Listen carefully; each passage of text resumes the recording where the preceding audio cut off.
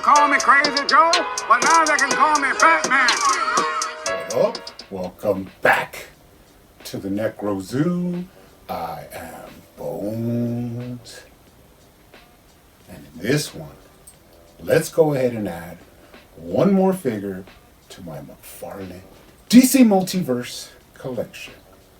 Now today we will take a look at Ghostmaker. Now, this is a newer character from the DC Comics, so I don't really know much about him, but he does look really interesting, and the design is way out there. So don't be afraid of newer things. Be open to characters that we have never seen before, because you never know, you might be really surprised of how you like him. So if you look up references to him online, he is pretty up and coming character because there's tons of images of him. Now I do know that basically he came out of when Bruce Wayne was trained to be an assassin. He was like coming up at the same time as him, but they did go two different paths to justice. Now he does look pretty deadly in the packaging, but let's go ahead and take a closer look at him. But first, he does come with your standard black DC Multiverse stand. Now these are not really needed, but sometimes they do come in useful. Now he also comes with a data file card. On the front you do have some figure photography. Looks pretty standard. And on the back you do have some information. So the thing I thought that was cool about this character is that he came up the same as Bruce in the League of Assassins, but he just took a darker turn, so he's more liable to use deadly force. But although he is more like an old school assassin style character, he does use technology to his advantage. Pretty cool. And on the front, it does look like the tones are a little bit different from the grays and blacks, but that could be just the way it's rendered. But let's go ahead and add that to the collection. Now he does come with some accessories. He does come with two katana blades. One is longer than the other. This one's more like a shorter attack blade. And this one is the more traditional katana length, but they are nicely sculpted, and the handles have that cool wrapping that they have on katana blades. So all in all, pretty cool accessories. Now, another thing that's an accessory, even though it's, kind of hidden, is his sheath for his swords is actually removable. It does have a peg to insert into his back, and it has some cool detail. And actually the swords slide really comfortably into the sheath, even though they are half open the way McFarlane does his. But there are certain tricks you could do to cover that. I might end up doing that later on. Pretty nice. So let's go ahead and take a closer look at them. Now, first impressions, the first thing I get is that this is just like a completely different turn on a character. You could tell this is like going into McFarlane's wheel box, where he's just having fun bringing a character from the comics to life right in your hand as an action figure. Now I love all the detail that I see right off the bat, with all the straps and all the buckles, all the attention to detail with the little sculpted out designs that are on his padding and armor. Just looks really cool. And of course the grain that they use on the actual costume just gives it that extra touch of class for a DC Multiverse figure that just puts it above the rest. I mean, you're not going to get this detailed sculpt work in a lot of figures. And like I said, everything from his harness into his armor has all that added little details of like scratches and buckles, and it just takes this figure to a whole nother level. Pretty awesome. Now let's take a look at the head sculpt. Now this is where McFarlane is really good at this. I mean, this is exactly how he looks in the comics, and it is like, something we've never really seen before, a cool design. You have a little bit of light blue where I guess it's kind of supposed to be the eyes of the helmet. But in the comics, you do see that he uses a lot of technology, which actually lights up a lot of his costume and always has like a little blue hue to his, aura around the costume. So it's not just your, standard gray, black, and white. It actually has a little bit of color in the comic panels. And of course, you could always add that to this figure just to give it some highlights. Now let's take a look at the articulation. Pretty smooth head articulation. He does look down. You can actually feel that double peg joint actually pop downwards. And then he does look up pretty good. Now you could mod this, get a little bit more range, but he does have right to left.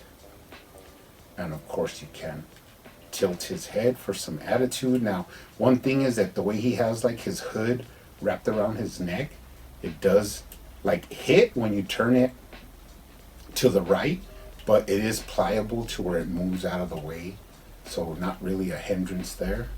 Now let's go down and take a look at all the armor, which is what I was, raving about. Just look at all that detail, all the straps, all the buckles, each little line is sculpted in.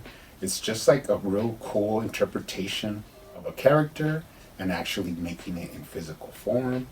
Really, really loving all that detail. Going down into the waist area where it has, all these added, sort of like leather armor to protect around the waist, which is more like what a traditional assassin would use. Now let's take a look at the waist articulation. You do have smooth side-to-side movement, and then you have that full range tilt-a-whirl at the waist. You do have a lower waist swivel and an upper chest swivel, which is pretty smooth, so you can twist them, get them in some cool poses. Now this one's kind of weird because it is kind of soft in the middle, which is, sometimes McFarlane does that depending on the design of the character. So he does crunch forward, but it kind of like pops back. But at the hips, you can kind of lean them forward. So this is just one of those times where you're going to have to play around with the articulation to get them, the way you want them posed, or to get him to look in a pose the way you want him. And of course, he does lean back really well. Now that you can actually feel it in the ball peg where it pops back all the way. Pretty awesome.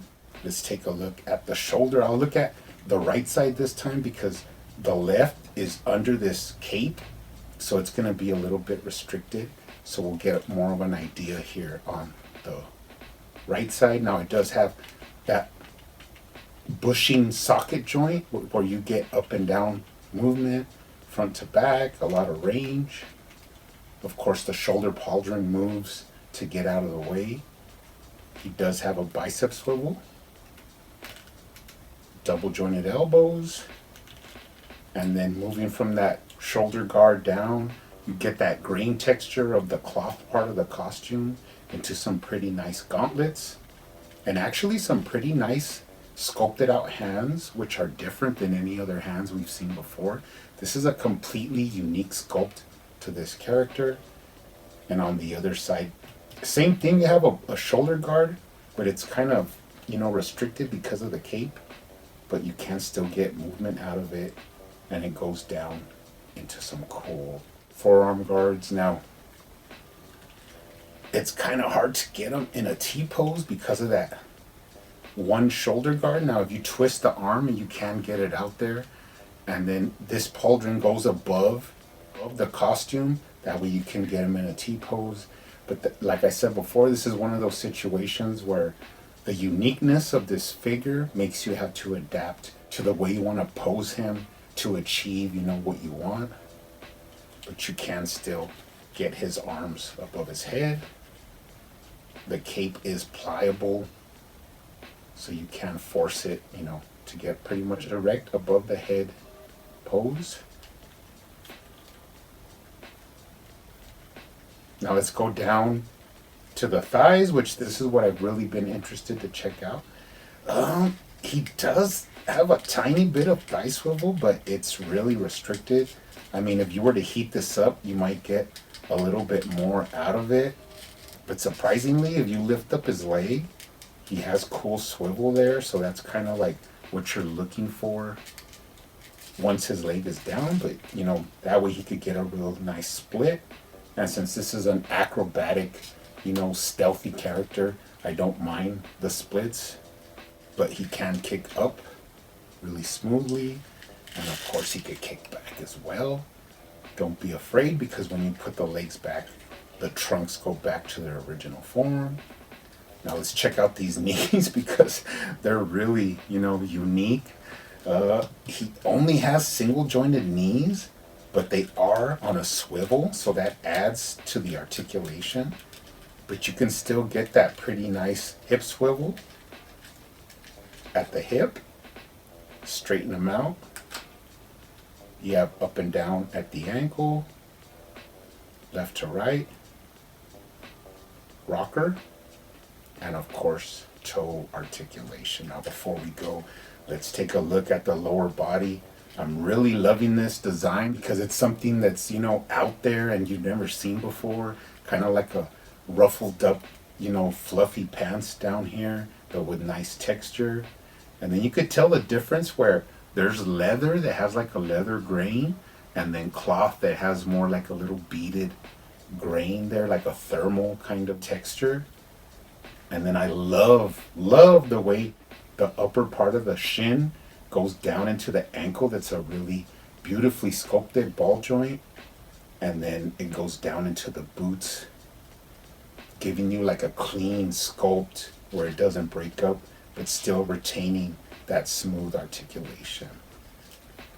Taking a look at them from the bottom, wide feet to give you like a wide stance where you could, you know, hunker them down and get them in some cool poses, but no tread and no identifying marks.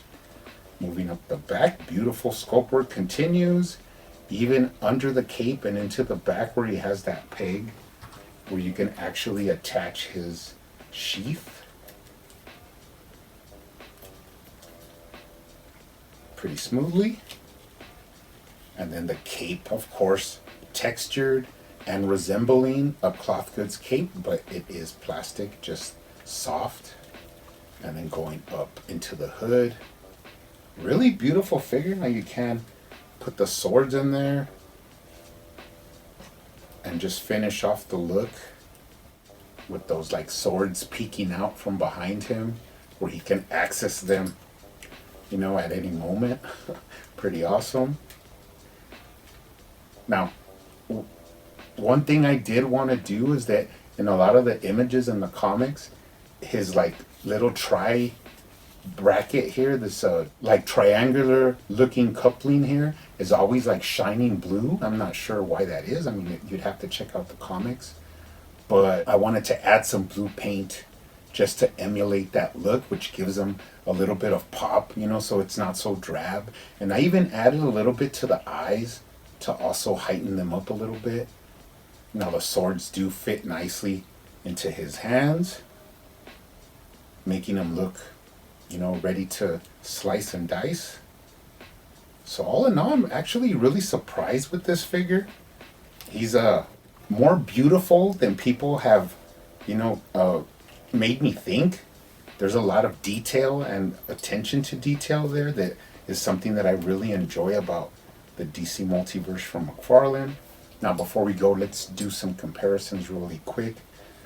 Let's put him up next to my custom unmasked Jason Todd, the Red Hood, because you know that they're kind of about the same size.